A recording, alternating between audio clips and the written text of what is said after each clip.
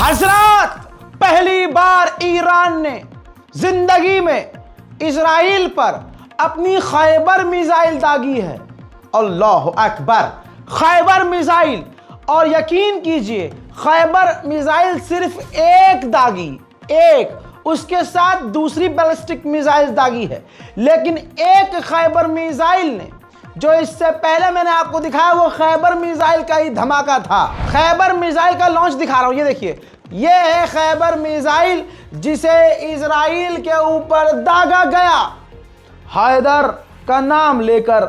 मेरे दोस्तों, अब आपको बता दूं कि इस मिसाइल ने क्या ही तबाही, एक मिसाइल ने क्या तबाही मचाई है खैबर मिसाइल ने, आप सोच नहीं सकते। लेकिन आइए, इजराइल के अंदर खैबर मिसाइल ने सह्यूनियों की, ज़ियोनिस्ट की, यहूदियों की हालत क्या कर दी है। तबाही मची है, भारी तबाही। सेंसर करने के बाद, इजराइल की पाबंदियों के बाद जो तबाही के मंजर आ रहे हैं, देखिए।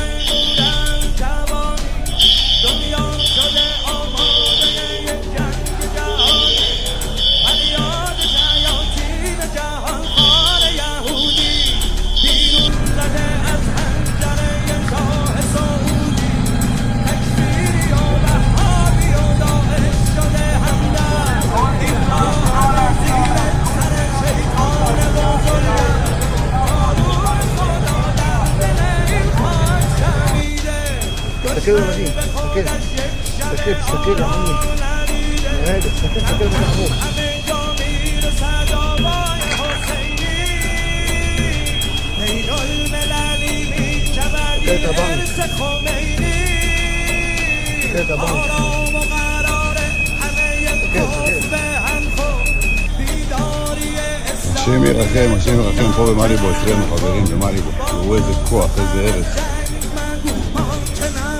נגמור לדוד הרומן, גם כי אלך וגית על מוות, לא אירע רק אתה נדיב, שפתך משנתך נאמן, המון דור ושם נשנת בשם המוקים תוציא רווייך ובחסד।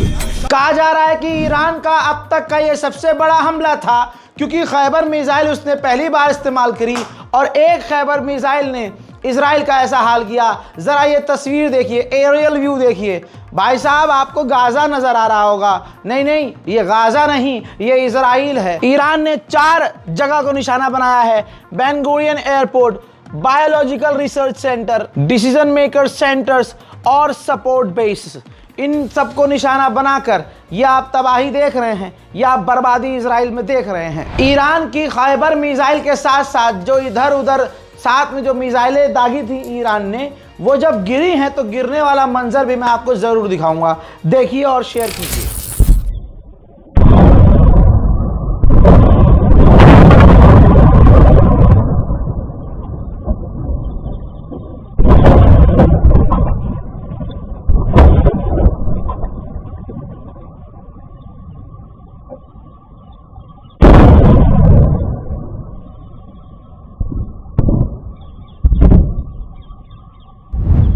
कंफर्म नंबर यह है दोस्तों कि ईरान ने 25 मिसाइल दागी और 10 मिसाइल्स पूरे इजराइल के अलग अलग जहां उसने निशाना बनाया था तमाम जगह पर गिरी हैं। मिलिट्री बेस की भी खबर आ रही है कि इजराइल के मिलिट्री बेस पर भी भारी तबाही मची है। उधर दोस्तों ईरान बिल्कुल क्लियर कह चुका है कि अब हमारे पास टेबल पे सारे ऑप्शन हैं।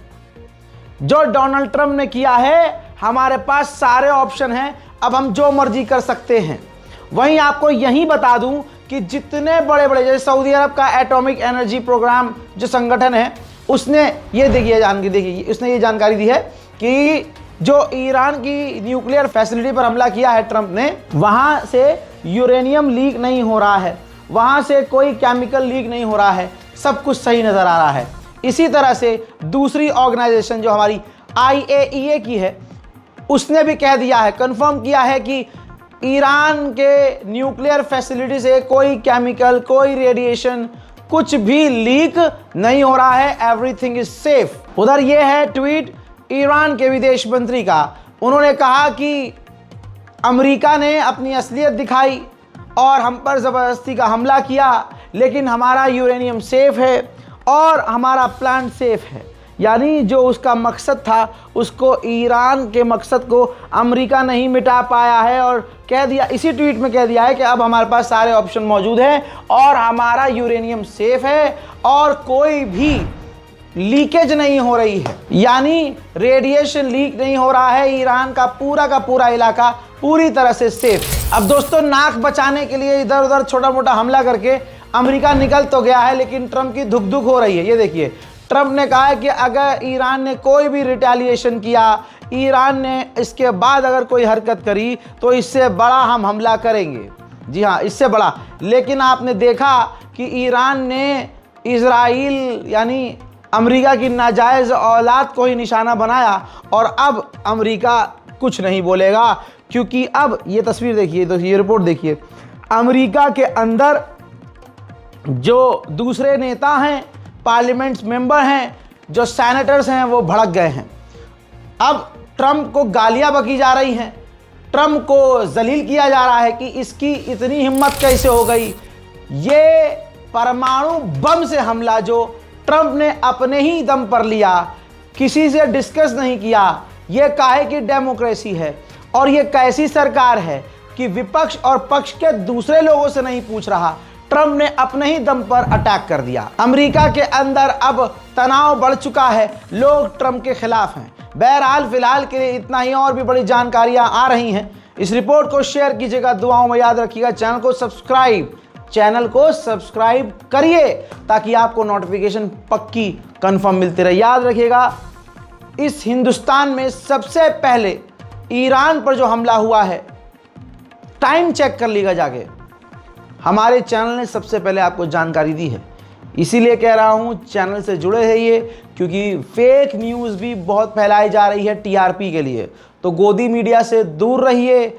सच्ची खबर देखने के लिए रज़ाग्राफी यानी स्क्रिप्टेड को फॉलो कीजिए। जय हिंद।